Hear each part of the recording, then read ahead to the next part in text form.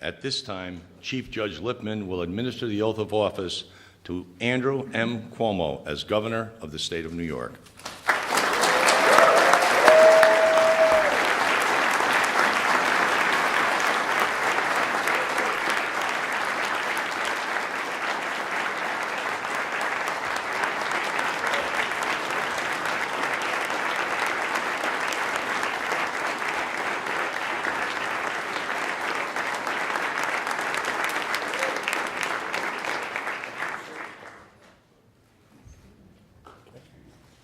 I, Andrew M. Cuomo, I, Andrew M. Cuomo, do solemnly swear do solemnly swear that I will support the Constitution of the United States that I will support the Constitution of the United States and the Constitution of the State of New York, and the Constitution of the State of New York, and that I will faithfully discharge the duties of and that I will faithfully discharge the duties of the office of Governor of the State of New York, the office of Governor of the State of New York, according to the best of my ability, according to the best of my ability, so help me God. so help me God. Congratulations, Judge.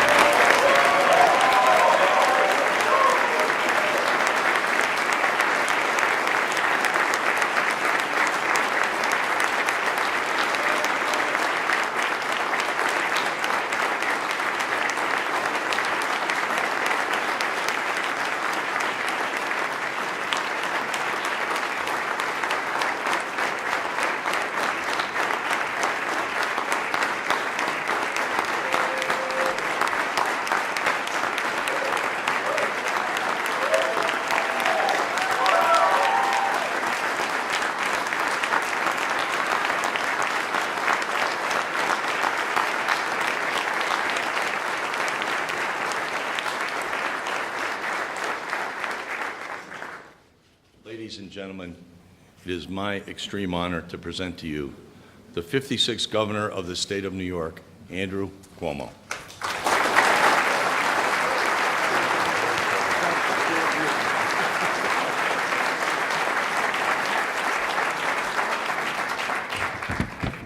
Well, thank you and good afternoon to all of you. First, let me begin by thanking the people of the State of New York for this tremendous honor. I am humbled to be their public servant, and I will honor their trust and their confidence every day. Thank you.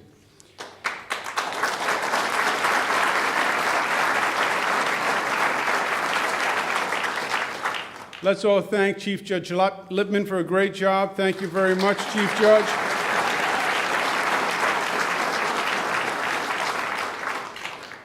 Thanks to Lieutenant Governor Bob Duffy. He's going to be the second best Lieutenant Governor in the history of the State of New York. Lieutenant Governor Bob Duffy and his family, Barbara.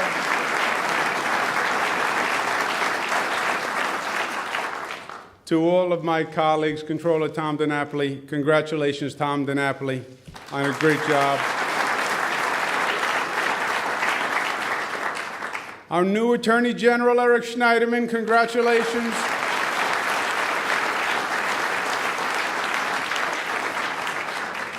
Bill Clinton once said the Attorney General's job was the best job he ever had.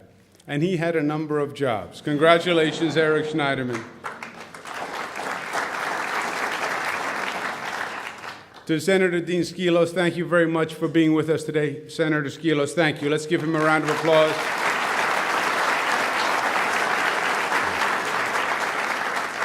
Senator Sampson, thank you for being with us, John. Majority Leader Canestrari, thank you very much for being here. Regards to Speaker Silver, who couldn't be with us today because of a religious observance, and to Minority Leader Brian Kolb, thank you very much for being with us. Thank you. Special thank you to Jerry Jennings. Didn't he do a great job as a master of ceremony? A really great mayor, Jerry Jennings.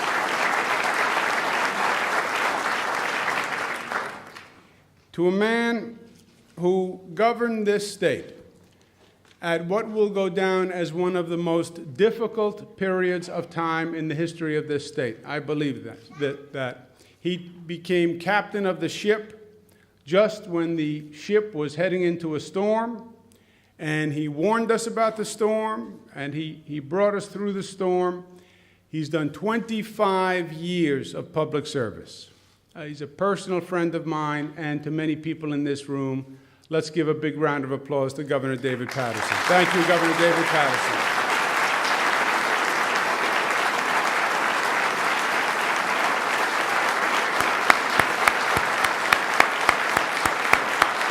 Stand up, Governor David Paterson.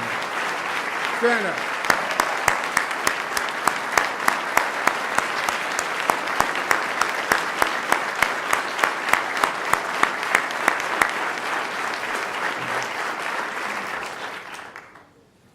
He has been introduced, but I would be remiss if I did not acknowledge and point out and thank the 52nd governor of the state of New York, one of the greatest governors in the history of the state, a man who has taught us all very much in this room and who has taught me everything I know. Governor Mario Cuomo and First Lady Matilda Cuomo.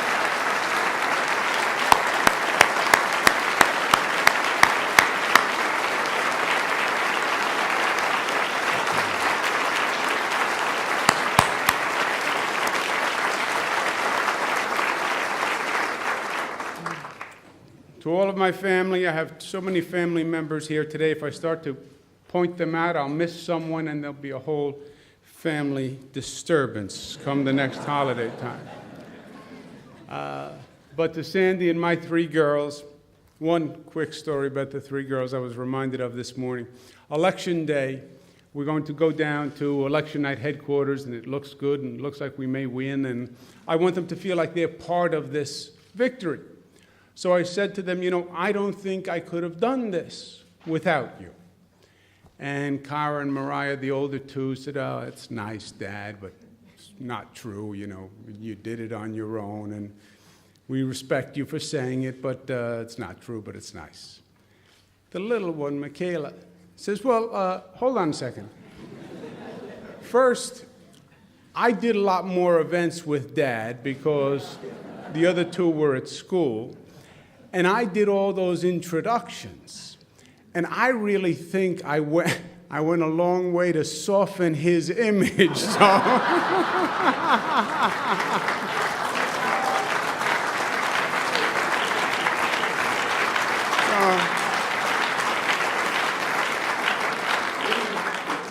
I'm not that soft. So to the co-governor, thank you. And thank all of you. Thank all of you from the bottom of my heart for being here, for helping me be here, for all the work, the people who worked in the Attorney General's office. I believe the best talented staff ever assembled in the Attorney General's office. You did magnificent work for the public. Thank you all. This is an austere setting, and it should be, in my opinion. No grand celebrations. There's a lot of disappointment vis-a-vis the government. There's a lot of suffering from the economy. And I don't think a grand ceremony or a lavish ceremony would be appropriate. In my administration, this is going to be the way it works. When we actually do something and perform and help the people of the state of New York and we make government function, then we're going to have a big party and celebrate, and not before. I also...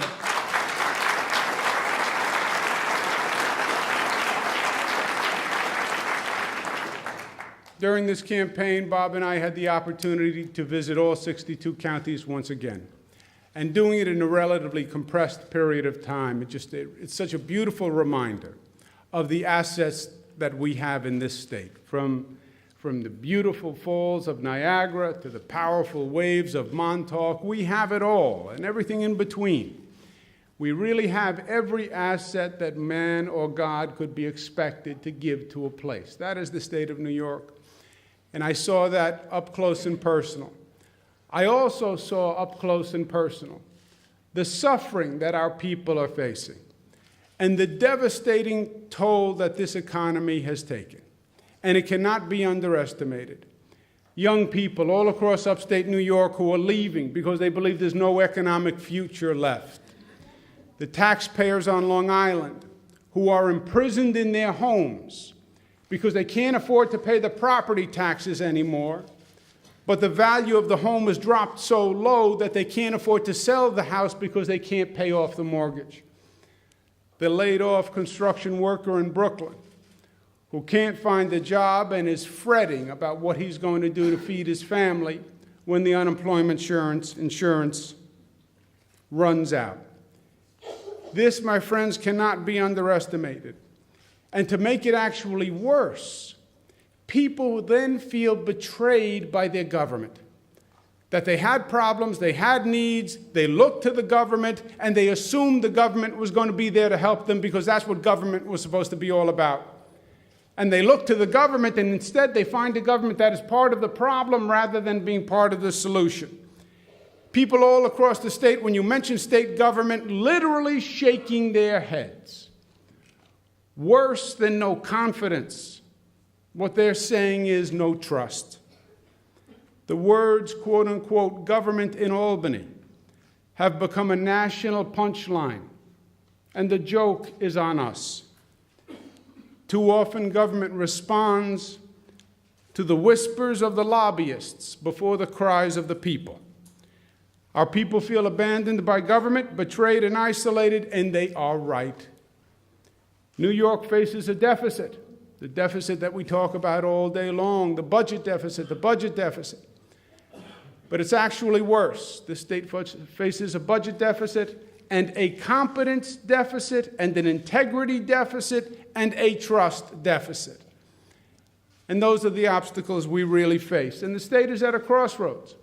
I believe the decisions we make, the decisions my colleagues make this year will define the trajectory of this state for years to come. The decisions we make today will shape the state we leave our children tomorrow.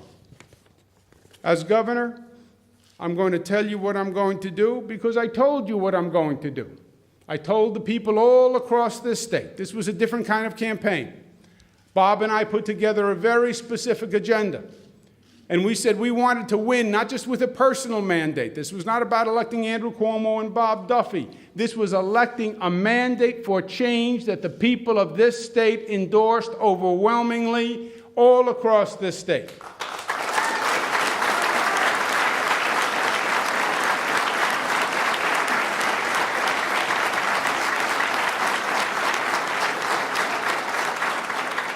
We have a very specific mandate for change that the people want. And our expectation is that the politicians and the elected officials of people are now going to do what the people voted for and what the people need. It starts with jobs, jobs, jobs, getting the economy running once again, getting the economy running all across this great state. Number two is going to be cleaning up Albany and restoring trust, because Bob is right, you have nothing without trust. Any relationship is only as good as the level of trust, and we have lost the trust. And we're not going to get it back until we clean up Albany, and there's real transparency and real disclosure and real accountability and real ethics enforcement. That's what the people have voted for. That's what the people deserve.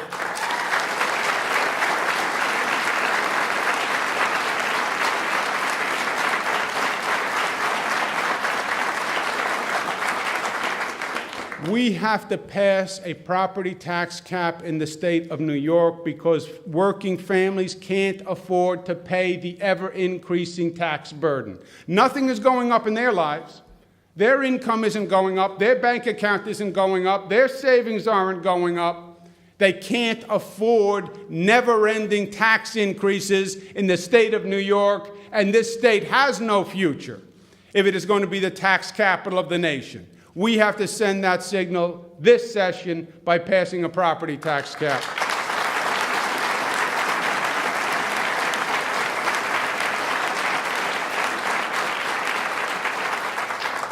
And my friends, we must right-size the state government for today. The state government has grown too large. We can't afford it. The number of local governments have grown too large, and that we're going to have to reduce and consolidate. We know what needs to be done. We have known, in truth, what needs to be done for many, many years. What we have to do this time is we actually have to do it. We actually have to deliver for the people of the state of New York. In a few days in the State of the State, I'll be providing and presenting an emergency financial reinvention plan, which will lay out all the specifics, a blueprint for change, a blueprint for action. Now, don't get me wrong. I am not underestimating the severity or difficulty of the task that we are about to undertake. My gray hairs are multiplying just thinking about what we have to do. We will be taking on powerful interests and long-entrenched patterns of behavior. And change is very, very hard. Change is hard individually in our own lives. Change is especially hard in a collective. And to get this government to change, to get this body to change after all the years and after all the attempts and after people are so set in their ways, it's going to be difficult. But I believe we can do it. First, we have to start with a new attitude that reflects a new reality. We need to correct decades of decline and billions of dollars in overspending. The people's interests who have ruled the special interests who have ruled our government for years must give way to the people's agenda. There is no more time to waste.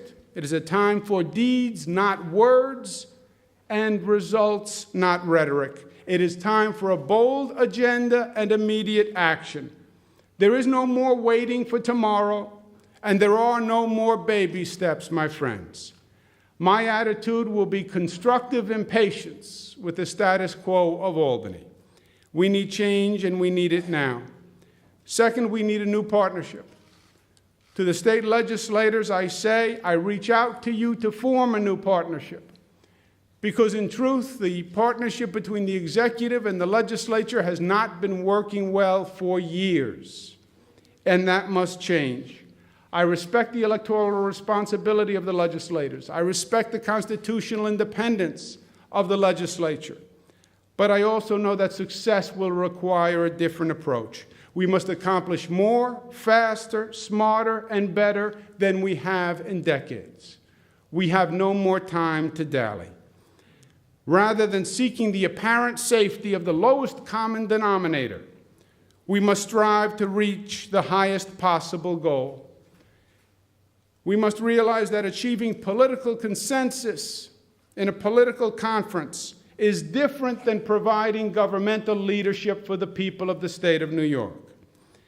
To my Republican colleagues, I say I will not govern in a partisan way. And my administration will not be a partisan administration. I was not a partisan attorney general. I did not run a partisan campaign. I don't believe the Democrats or the Republicans alone created the problems we face today. And I don't believe the Democrats or Republicans alone will be able to solve the problems we face today. I believe we're going to have to do it and do it together. President Lincoln said in this city, on his way to his inauguration, quote, "Citizens may swear allegiance to one party or the other and believe with all their might that they are right. But once an election is passed, and until the next election, they should be one people." President Lincoln's words are profound. We are not first Democrats, Republicans, or Independents. We are first New Yorkers, and we must act that way. Today,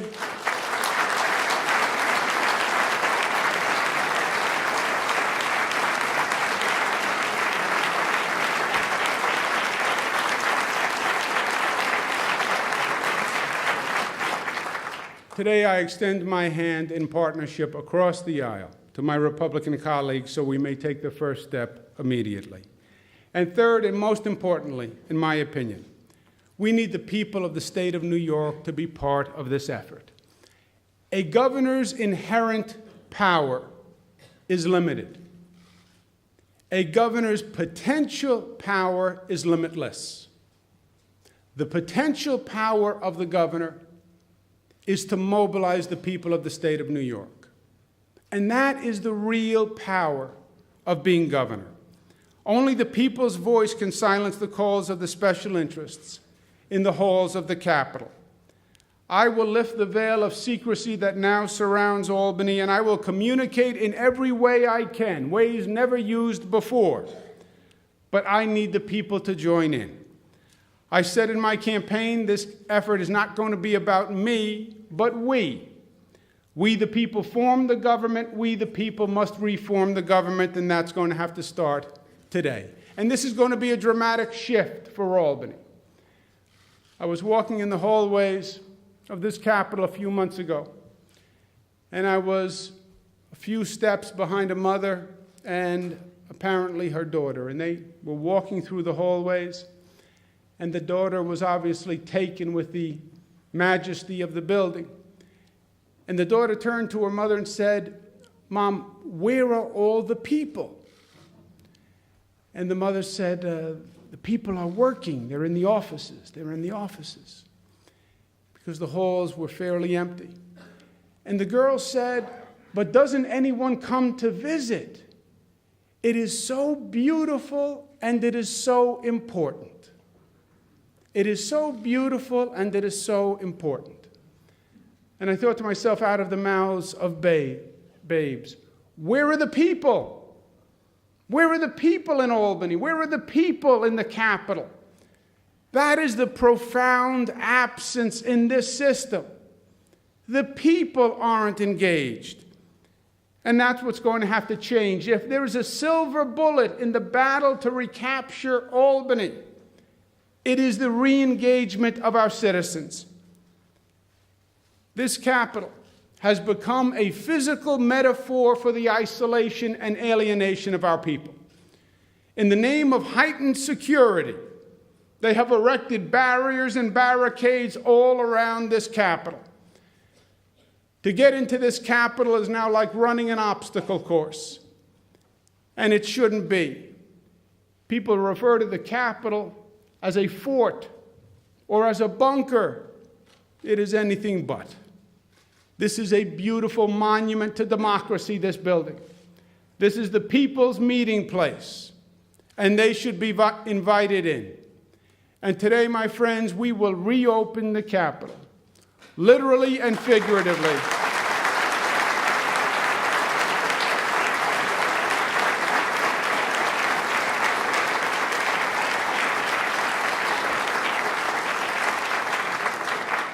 We will remove the barriers on State Street so the tour buses can return once again. We will be opening up the second floor, the governor's floor, so the members of the public will once again have access to their government. It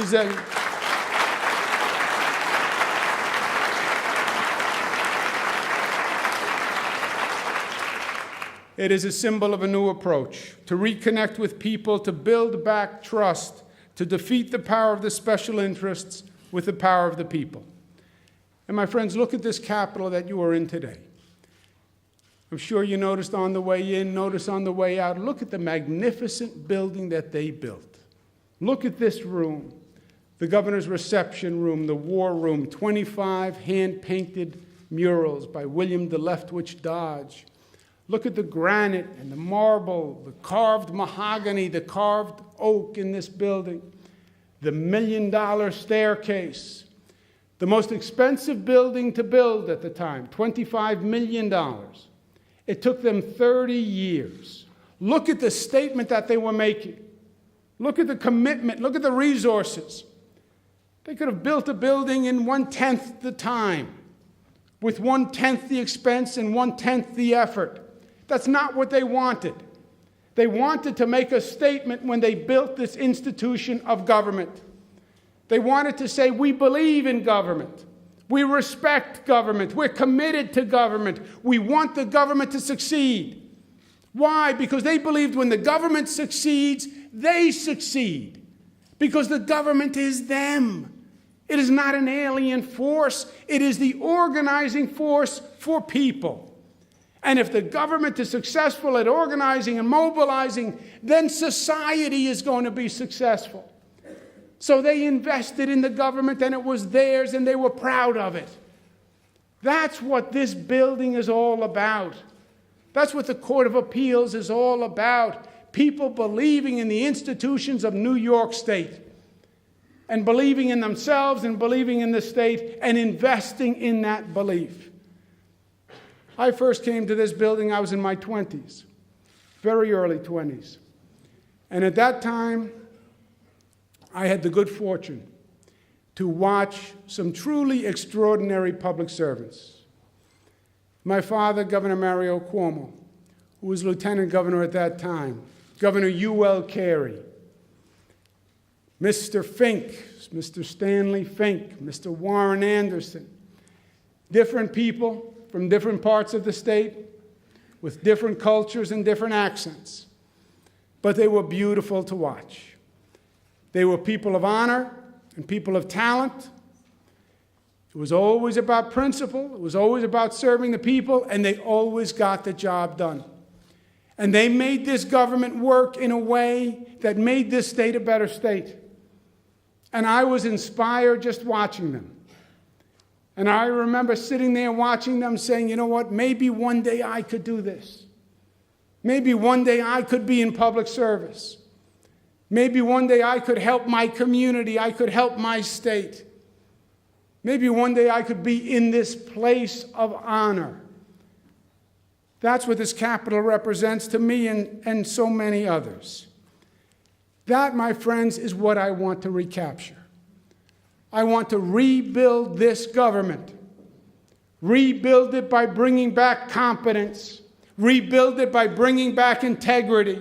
Rebuild it by bringing back performance, by bringing back people of talent, by bringing back people of goodwill. Rebuild it by bringing back professionalism and respect and decorum and protocol and collegiality and partnership with the legislature and product for the people of the state. Rebuild the government to be what this government was and what this government needs to be once again. That's what this administration is going to be all about. Restoring the pride.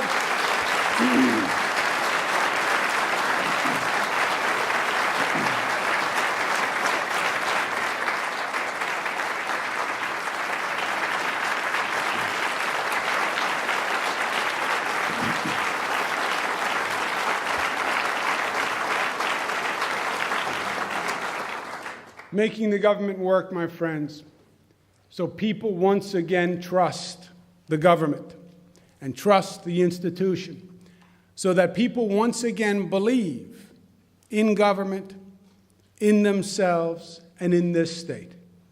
And that's what this is all going to be about. Rebuild the government, restore competence, restore trust, get the people of this state believing once again.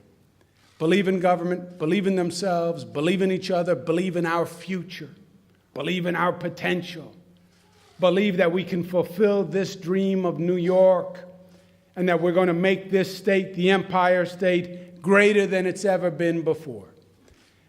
At the end of the day, what this is all about is making this state a better state for the 19 million people who live here. I have my three best, beautiful reasons with me today, my three children. And as a parent, as a citizen, the fundamental obligation is to leave them a home that is better, sweeter, fairer, stronger than the home that we had. And their home is the state of New York. And their home is going to stay the state of New York.